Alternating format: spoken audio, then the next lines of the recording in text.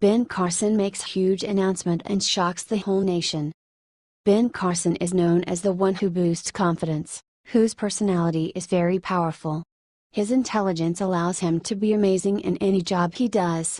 Recently, he is acting Secretary of the U.S. Housing and Urban Development Department.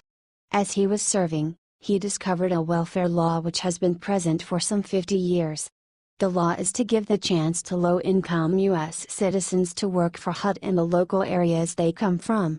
That implies that constructors who cooperate with HUD on building projects will have to employ local, low-income people in their communities, at the same time supporting those people and putting money into their local economies. Carson said, "It's not how many people we can get into public housing.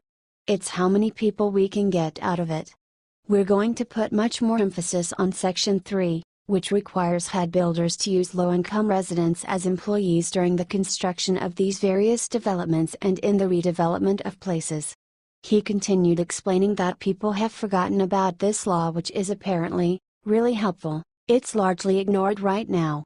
We're going to change that by emphasizing it in a different way and incentivizing people to use it. Most major construction and reconstruction projects are known about well more than a year in advance. If you know that already, why not prepare the people, begin to train the people, ahead of time, so that when you're ready to do it, you have the workforce that's necessary. Source: http://www.westernjournalism.com. We would be happy to hear your thoughts and predict.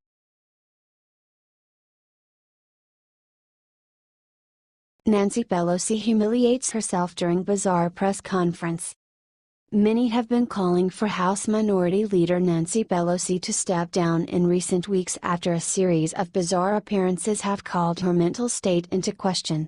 Though Pelosi claims that she is fine, she fueled rumors that she is mentally ill once again when she made a humiliating mistake during a press conference on Tuesday. The Washington Free Beacon reported that Pelosi was attempting to give a history lesson on the 56 men who signed the U.S. Declaration of Independence, but she instead ended up reading a piece that had previously been proven to contain several inaccuracies. Pelosi was appearing at an event held by Democratic lawmakers to talk about the Democrats for Democracy reform legislative package and With the People campaign, which is a so-called task force aimed at reforming government to ensure it works for all Americans. The House Minority Leader stood up during the event and read The Price They Paid, which was a popular essay circulating around the internet on Independence Day. The essay details the fates of those who signed the Declaration of Independence, but according to the fact-checkers at Snopes, many of its details are inaccurate. Pelosi read the piece after her fellow Democrats discussed how the establishment of the U.S. system of government was breaking from monarchical rule, under which rulers often acted in their own self-interest and not for the people. "It's July. We came back from the 4th of July celebration and I saw this article," Pelosi said before reading the article that inaccurately describes the fates of the men who signed the Declaration of Independence. When she had finished, Pelosi asked the audience to ponder the sacrifices so many people made at the start of our country. "Understand what our responsibility is to protect what so many people sacrificed so much to achieve for our country," Pelosi said. No wonder Democrats are desperate for Pelosi to step down. Daily Mail reported that New York Democratic Representative Kathleen Rice is leading the calls for Pelosi to resign. "We need leadership change. It's time for Nancy Pelosi to go, and the entire leadership team," Rice said. Massachusetts Democratic Representative Seth Moulton agreed with Rice. "It's clear that, I think, across the board in the Democratic Party we need new leadership. It's time for a new generation of leadership in the party," he said. Share this story if you think Nancy Pelosi has lost height.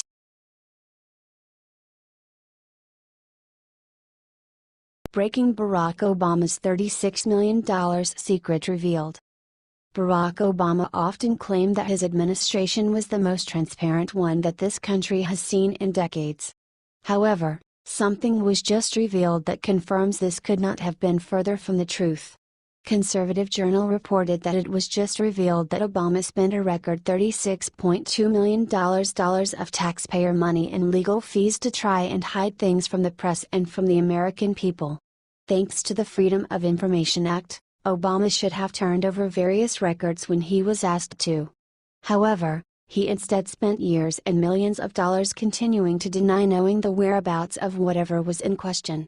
It's been confirmed that of the $36.2 million the Justice Department accounted for $12 million, the Homeland Security Department for $6.3 million and the Pentagon for $4.8 million. Though Obama's White House claimed to be the most transparent administration in history, it was in no rush to respond to the 788,769 requests for files and were not concerned with the $478 million they paid staff to answer them. In a staggering 77% of the requests under President Obama's administration, the public received censored files or nothing at all. This proves once and for all that Obama was anything but transparent. Share this story if you agree Obama was the most conniving and corrupt president.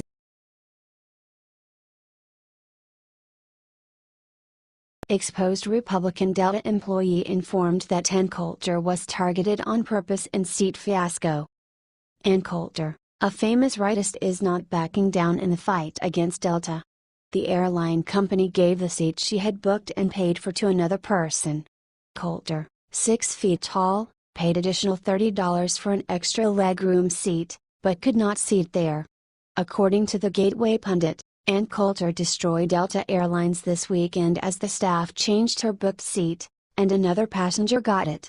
As Coulter mentioned, the person who was sitting on her seat was neither old, sick, nor a kid. Does this have a political background? Coulter stated that as she asked for the reason of not being able to sit on the pre-booked seat, the flight attendant answered, "I don't know."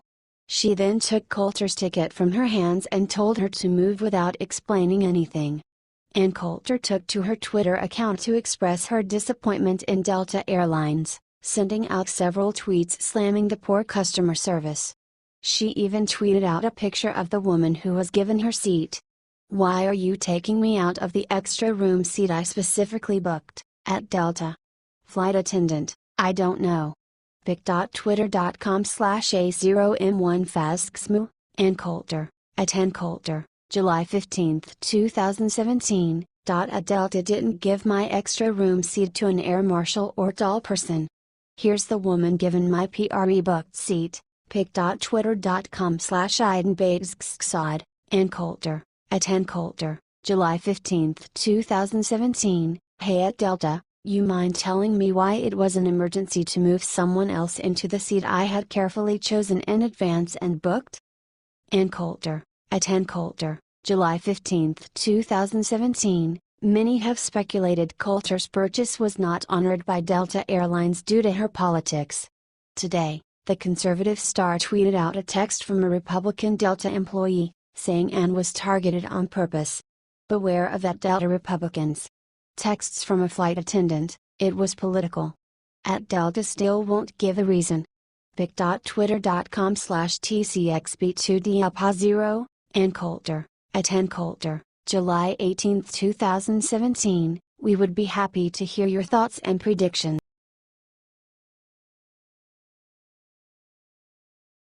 John McCain just got the worst news of his life today. Nobody saw this coming.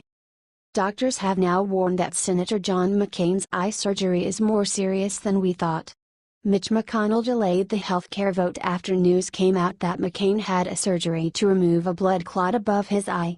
Now, we finally understand why McCain was asking such bizarre questions in the video below. McCain has been blaming his episodes on increasingly suspect things.